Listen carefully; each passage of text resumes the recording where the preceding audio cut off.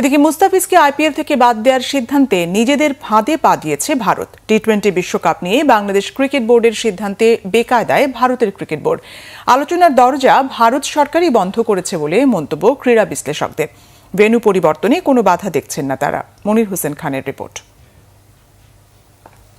মুস্তাফিজকে বাদ দেওয়ার ঘটনায় বাংলাদেশ ভারত সহ বিশ্বজুড়ে নিন্দার ঝড়। নিরাপত্তার ইস্যুতে ভারতের মাটিতে বিশ্বকাপ খেলতে অস্বীকৃতি জানিয়েছে বিসিবি। যদিও ভেন্যু পরিবর্তন কিংবা বাতিলের নজির ক্রিকেট ইতিহাসে নতুন নয়, এর আগেও ঘটেছে বহুবার। গত টি-20 বিশ্বকাপে ভারত পাকিস্তানে যেতে না চাওয়ায় হয়েছে পাক দুবাই হাইব্রিড মডেলের বিশ্বকাপ। এবার পাকিস্তান ভারতে খেলতে না চাওয়ায় হতে যাচ্ছে ভারত শ্রীলঙ্কা হাইব্রিড মডেল।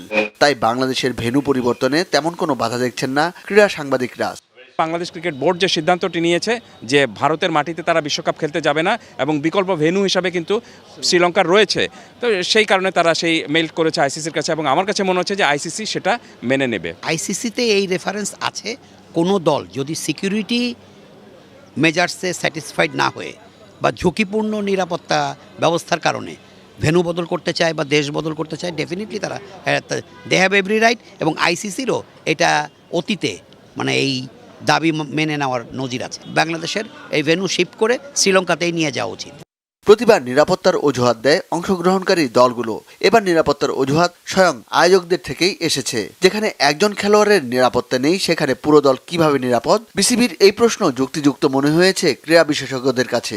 এখানে তো কোনো গায়ের জোরের কিছু নাই।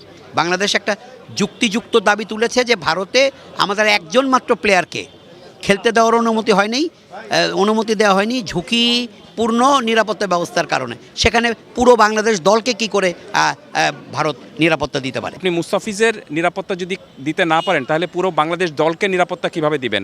আরেকটু ব্যাখ্যা যাই যে পুরো বাংলাদেশ দলের সঙ্গে কিন্তু আপনি 100 জনের মতো সাংবাদিক থাকেন আর সমর্থকরা আরও বেশি সমর্থকরা থাকেন। তো তারা এই মুহূর্তে ভারতে যদি মুস্তাফিজকে নিরাপত্তা না দিতে পারে তাহলে এত বড় একটা বাঞ্চ অফ সমর্থক এবং সাংবাদিক ক্রিকেট দলকে কিভাবে সমর্থন দেবে বাংলাদেশ ভারতীয় ক্রিকেট বোর্ড? জল এতদূর গড়াতো না। এই সমস্যার সমাধান আলোচনার মাধ্যমেই হতে পারত, তবে সেই সুযোগ রাখেনি ভারত সরকার। সমাধানের দায়টাও তাই তাদেরই। আমাদের ক্রিকেট বোর্ড, আমাদের ভারতীয় যে ক্রিকেট বোর্ড রয়েছে তাদের সাথে কথা বলে আলোচনা করে কিভাবে এটাকে দ্রুত সমাধান করা যায়। কারণ আলোচনার মাধ্যমে অনেক সমস্যার সমাধান হয়। কারণ আপনার একটি ধর্মকে ব্যবহার করে একজন খেলোয়াড়কে রিলিজ করে দেওয়া, এটা আমার কোনোভাবে এটা আমি মেনে নিতে পারছি না। এটা কখনো হতে পারে না। পুরো সমস্যাটা তৈরি করেছে ভারতীয় ক্রিকেট বোর্ড। এবং আরেকটু যদি ব্যাখ্যা যায় পিছনে যায় তাহলে ভারত সরকার এবং ভারত সরকার যে সিদ্ধান্ত দিয়েছে সেই সিদ্ধান্তটাই বিসিসিআই বা ভারতীয় ক্রিকেট বোর্ড সেটা আপনার পাঠিয়ে দিয়েছে কেকেআরের কাছে। এবং সব কিছু মিলে আমার কাছে মনে হয়েছে যে পুরো সমস্যাটা তৈরি হয়েছে ভারতীয় ক্রিকেট বোর্ড তৈরি করেছে এবং এই সমস্যার সমাধান যদি করতে হয় তাহলে ভারতীয় ক্রিকেট বোর্ডকে করতে হবে। বল এখন আইসিসির কোর্টে, তারা কি সিদ্ধান্ত দেয় সেই অপেক্ষায় ক্রিকেট প্রেমীরা। মনির হোসেন খান, বাংলা ভিশন, ঢাকা।